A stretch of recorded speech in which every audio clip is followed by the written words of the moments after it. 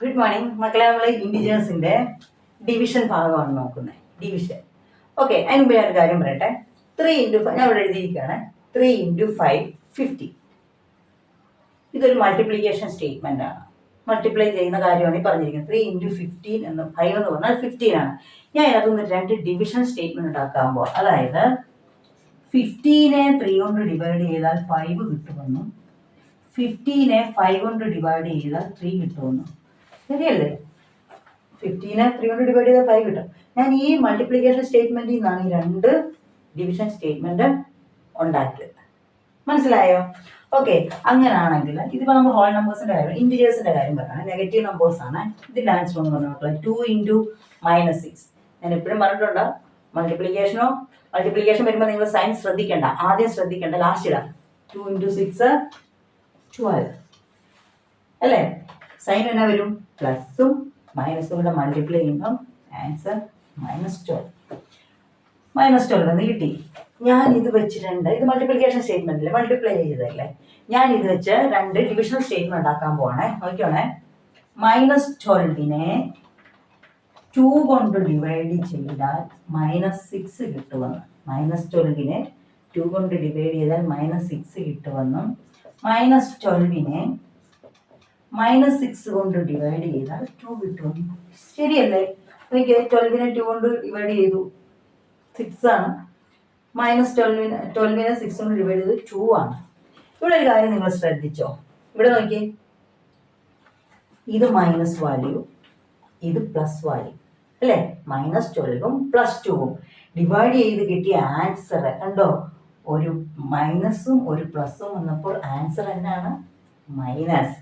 ഇവിടെ നോക്കിയേ, ഇതും മൈനസ്, ഇതും മൈനസ്. അവരെ തമ്മിൽ ഡിവൈഡ് ചെയ്തു. 2 മൈനസ് ഡിവൈഡ് ചെയ്തപ്പോൾ കിട്ടിയ ആൻസർ എന്നാണ്? പ്ലസ്. അങ്ങനെ നമുക്ക് അടുത്തതും കൂടെ നോക്കാവേ. ഇത് പറഞ്ഞേ, 5 × 4 20. എന്താ മക്കളെ അത്? ഒരു മൈനസും ഒരു പ്ലസ്, അപ്പം -20. ഇത് വെച്ച് തന്നെ ഡിവിഷൻ സ്റ്റേറ്റ്മെന്റ് എഴുതട്ടെ. -20 ഡിവൈഡഡ് ബൈ നിങ്ങൾക്ക് പറയാം. ആദ്യം നമുക്ക് -4 വെച്ച് എഴുതാം. -4 എന്ന് പറഞ്ഞാൽ ആൻസർ എന്നാ കിട്ടും? 5 കിട്ടും. ഇനി -20 ഡിവൈഡഡ് ബൈ 5 ചെയ്താൽ -4 ആൻസർ കിട്ടും. ഇവിടെ നോക്കിയേ, 2 മൈനസ് തമ്മിൽ ഡിവൈഡ് ചെയ്തപ്പോൾ ആൻസർ പ്ലസ്. ഇവിടെ ഒരു മൈനസും ഒരു പ്ലസും കൂടെ ഡിവൈഡ് ചെയ്തപ്പോൾ ആൻസർ മൈനസ്. ഒരെണ്ണം കൂടെ നോക്കാവേ. 8 × 9 72. 2 മൈനസ് തമ്മിൽ മൾട്ടിപ്ലൈ ചെയ്താൽ പ്ലസ് ആയി അല്ലേ? ഓക്കെ, അങ്ങനെയാണ് ഇവിടുത്തെ ഡിവിഷൻ സ്റ്റേറ്റ്മെന്റ് എഴുതിക്കേ. 72 ഡിവൈഡഡ് ബൈ -8 എന്ന് പറഞ്ഞാൽ -9. 72 ഡിവൈഡഡ് ബൈ -9 എന്ന് പറഞ്ഞാൽ -8. ഇവിടെ നോക്ക് മക്കളെ, ഒരു പ്ലസും മൈനസും കൂടെ ഡിവൈഡ് ചെയ്തപ്പോൾ മൈനസ് സൈൻ. ഇവിടെ ഒരു പ്ലസും മൈനസും കൂടെ ഡിവൈഡ് ചെയ്തപ്പോൾ മൈനസ് സൈൻ. ഇതിൽ നമുക്ക് ഡിവിഷന്റെ നമ്മളിത് പഠിച്ചതാണ്. ഇവിടെ നോക്കി, ഇവിടെ ആദ്യം ഈ 2 കേസിൽ ആദ്യമാണ് മൈനസ് അല്ല, ഈ കേസിൽ ആദ്യം മൈനസ്, രണ്ടാമത് പ്ലസ്. പക്ഷെ ഈ കേസിൽ ആദ്യം പ്ലസും രണ്ടാമതാ മൈനസ്. എങ്ങനെ ആയിക്കോട്ടെ, ഫസ്റ്റ് പൊസിഷനിലോ സെക്കൻഡ് പൊസിഷനിലോ മൈനസ് കിടന്നോട്ടെ, അതൊന്നും ഒരു പ്രശ്നമല്ല. ഒരു പ്ലസും മൈനസും കൂടെ വന്നാൽ, ഡിവൈഡ് ചെയ്യാൻ വന്നാൽ ആൻസർ എന്നായിരിക്കും? മൈനസ്. കണ്ടോ, നമ്മൾ പഠിച്ചിട്ടുണ്ട്. ഈ മൾട്ടിപ്ലിക്കേഷന്റെ പോലെ സെയിം ആണ്. മൾട്ടിപ്ലിക്കേഷൻ എങ്ങനെയായിരുന്നു കണ്ടോ? ഒരു പ്ലസും ഒരു മൈനസും കൂടെ മൾട്ടിപ്ലൈ ചെയ്താൽ ആൻസറിന്റെ സൈൻ എന്നായിരുന്നു? മൈനസ് ആണ്. 2 മൈനസ് തമ്മിലാണ് മൾട്ടിപ്ലൈ ചെയ്തെങ്കിൽ ആൻസറിന്റെ സൈൻ എന്നായിരുന്നു? പ്ലസ് ആണ്. ഇത് തന്നെയാണ് ഡിവിഷൻ. നിങ്ങൾ ഒരു പ്രശ്നവും ഇല്ല.